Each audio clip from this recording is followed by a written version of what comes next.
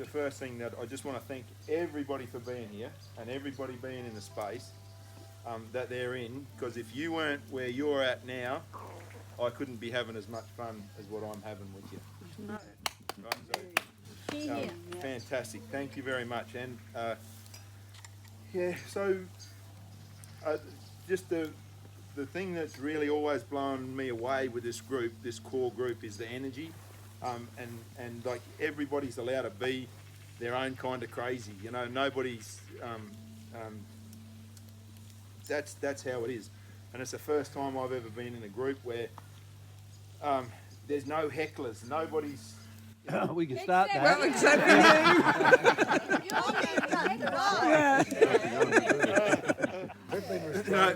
you. And that's the thing. Like you heckle me now, and I know absolutely for sure that it's all in jest. You know, because I've been. No, we're bloody serious. You can't read your audience, mate. Righto, green.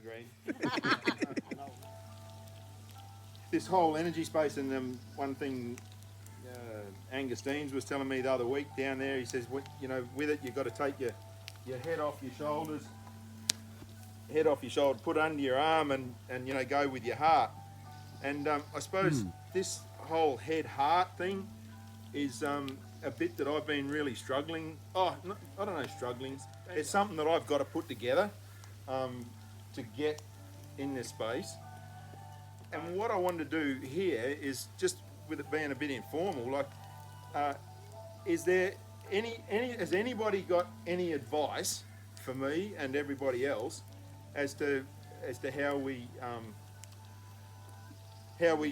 get this space or whatever? Mushrooms.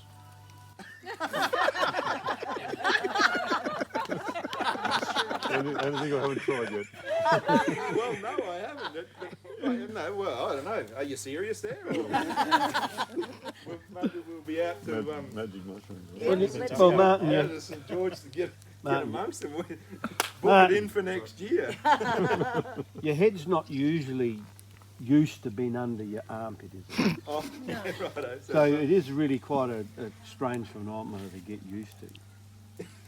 And it's trying to be serious here. Yeah, I'm right. trying to be serious, mate. Yeah. And I always remember Huey saying that you're thinking about what you need to be doing, or if you ask the universe or whoever, the answer will come back pretty well straight away. And it'll be tapping you on the shoulder or in your heart. But you can't, we think, it takes a while to think of things and answers to come. But he said, when you get into the tune, it'll come back pretty damn quick. And you've got to be prepared for the answer. And we would say, oh no, that's too quick. And you disregard it. But quite often, and when you get this going or your gut going, man, it's really quite emotional when it comes. Yep. And the head gets in the way. So that's why Angus said, get it under your arm, get it out of the way and just tune this part in. And don't disregard it. So how often have you had look, I've got to go and visit Aunt Nancy. Aunt Nancy's come along, and it's meant to be for a reason. And I didn't do it. Bloody Aunt Nancy croaked it.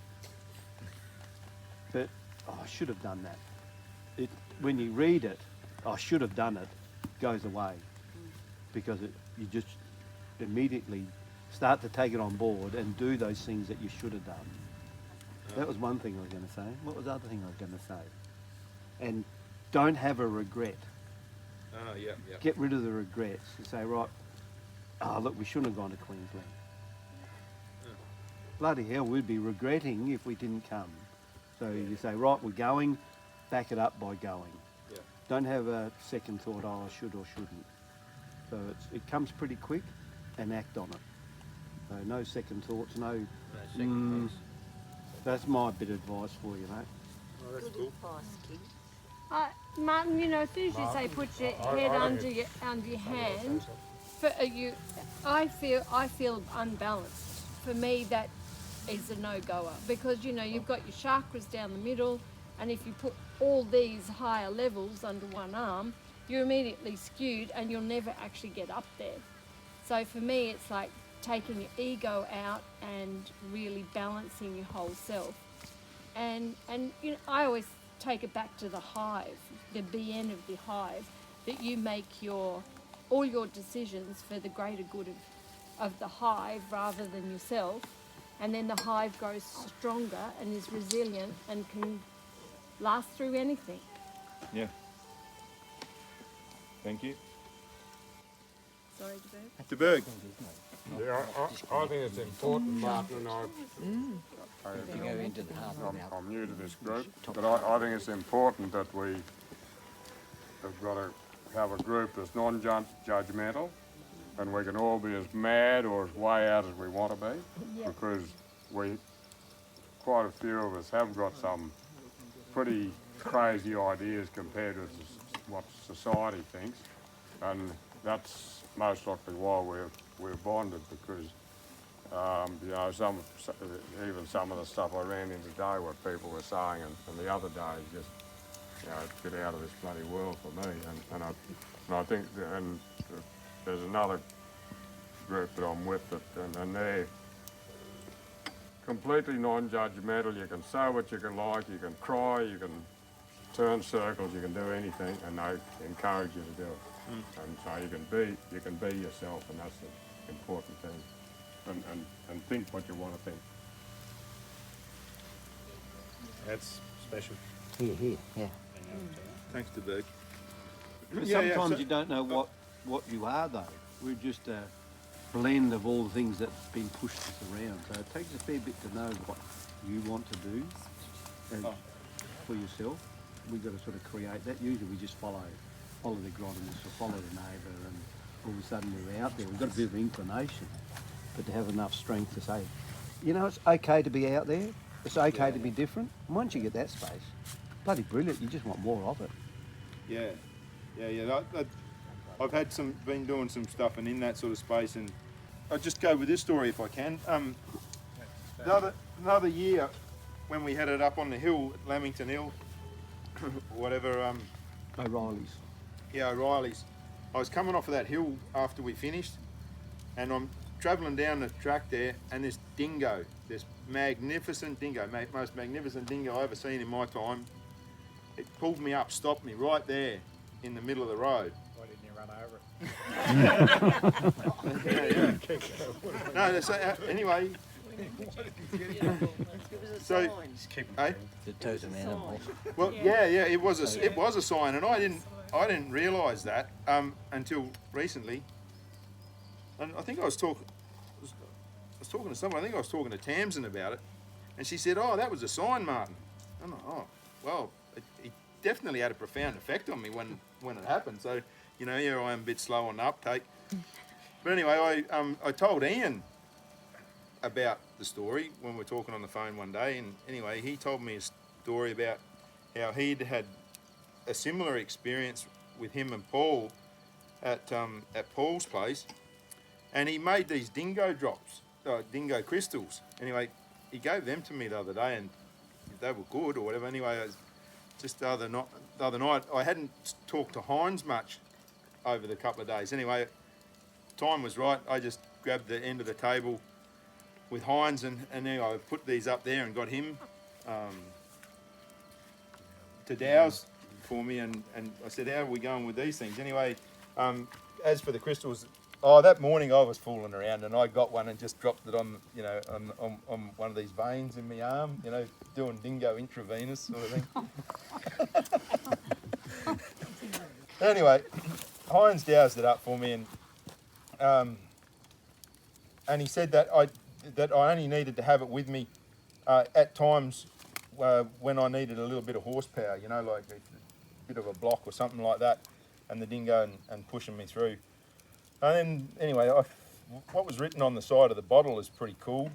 And then another bit Heinz said is, he said the sign was when that dingo was there, it was to, you know, this is your path, get on it, stick to it, stay with it, and be yourself. And yeah, I have been doing that a bit lately, and yeah, the dingo was cool and I'm having fun on that path too. I can assure you that. Like it's cool as so. What else can you tell us about the dingo? There was a dead Like- one on top of the range coming. I saw. Yeah, I thought so. Yeah. Yeah. We saw one on the road. Did the one along the road coming over this afternoon Yeah, give you any sign? No. I was really going to pull up and scalp him so I'd get $50. I was only thinking poor bastard, but anyway, it's not that often that you see dingoes skittled, so I don't know whether he was a young one or whatever. But anyway, So that's your animal totem. That's your animal totem. I think so. Does anybody want to just check that for me and back it up? Well, it is. He chose you. Yeah, I'm sure. And then when Shane was doing the welcome space, opening the space, and West is dingo. Yeah, that made me tingle all over for sure. Absolutely. Yeah. So that was cool. Did you turn west after you come off at rollers? No, I don't know. He did it at the bottom of the hill. Yeah. Well. Anyway, by the time you've done a day, you've probably faced west once or twice. And I get to my old trick. Where was I going with this? What was the question? What does the dingo mean to you? Where are you going to take the dingo?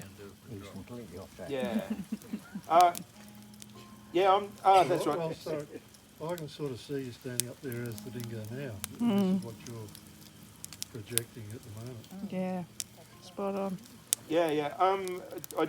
I sort of, with that ship, don't swim out to the ship. I sort of pushed my way into sort of a bit of a speaking presentation that I did over at Gravesend, and Tamsin videoed it for me, and now it's on YouTube. I think we've had 300 hits on that. Might have been 250 that I rang up and told to look at it. I saw it Yeah, righto. after your phone call. But that's pretty powerful. It's been cool as with that. Like I had an opportunity to present to I forget whether it was 40 or 70 people, but just with the work Tamsin did videoing it for me and then editing it and putting it on the YouTube, we've had 300 so people look at it. So that's pretty powerful stuff where you only have to deliver that message one time, and if it's recorded, it can go out there and stay there. So that's pretty cool. So I'm with this whole regenerative ag space, and that I do want to step up and step into it and really help people go with it.